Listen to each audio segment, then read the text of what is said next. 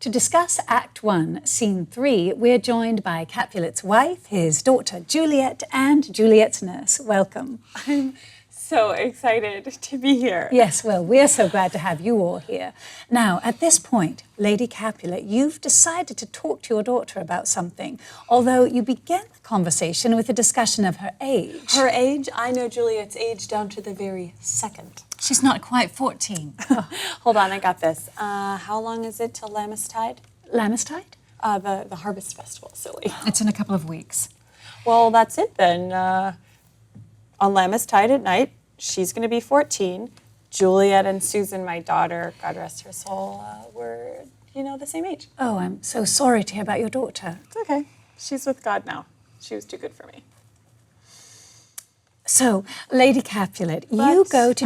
As I was saying, on Lammas Eve night, she'll be 14. Honestly, I remember it like it was yesterday. Right. Even though it's been 11 years since the earthquake, then on the same day, I weaned her. Can you believe it?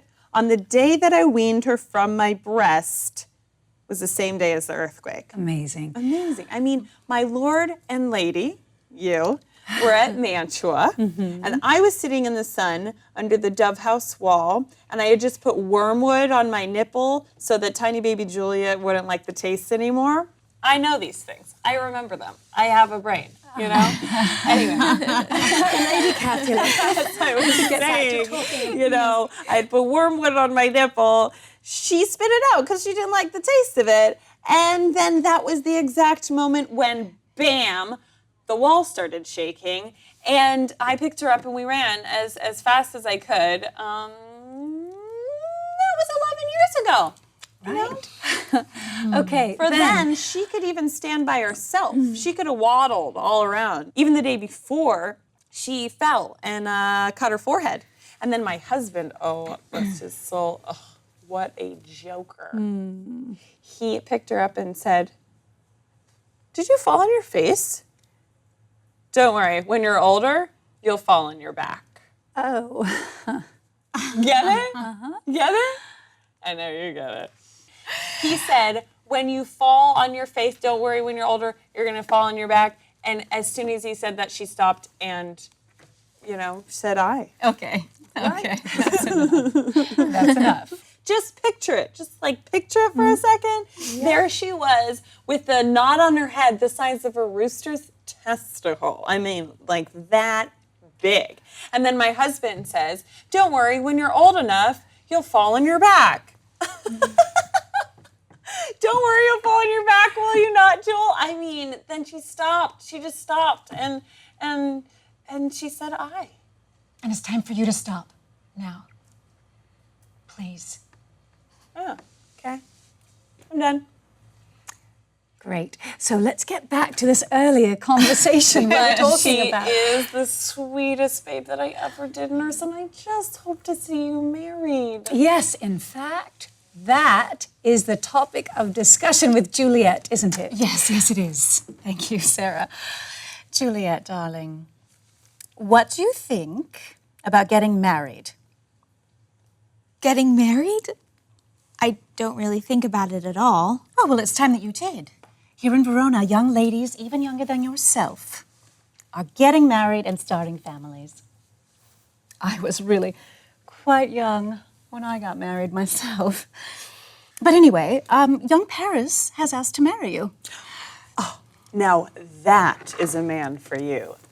Gorgeous, like he was carved out of wax. He really is a fine young man, the flower of Verona. The finest, a very flower. So what do you think? Do you think you will love him? You can meet him tonight at the feast. He's so handsome. So all you have to do is take a look at his face. And if you want to see deeper into his soul, you just look into his eyes. I think you will find that the only thing missing is a wife. He really is he's a beautiful book. And you could be the golden clasps that lock the story inside. And of course, you will share in everything that he has.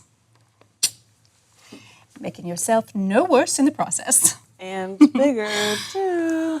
Well, my goodness. So, Juliet, what do you think? Could you learn to like this young man enough to marry him?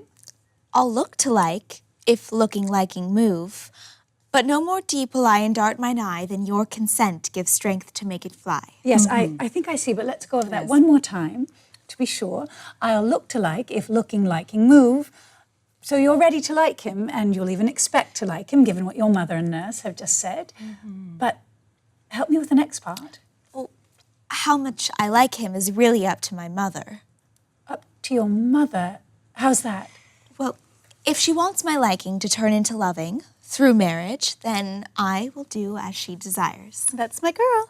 Well, yes, that's very sweet, but does loving really work that way? Can you love someone just because your parents tell you to? Of course it does, Sarah. How else would it work? Well, I guess we'll find out. You ladies have a party to get ready for. Raph? Thanks, Sarah. So, there you have it. The basic elements of our plot are in place. 2 feuding families. In one, a son who's madly in love with Rosaline, a young woman who won't give Romeo the time of day. And in the other, a daughter who's quickly headed towards a marriage to someone she's never met. But this play is called Romeo and Juliet. When will their paths cross? And what will happen when they do?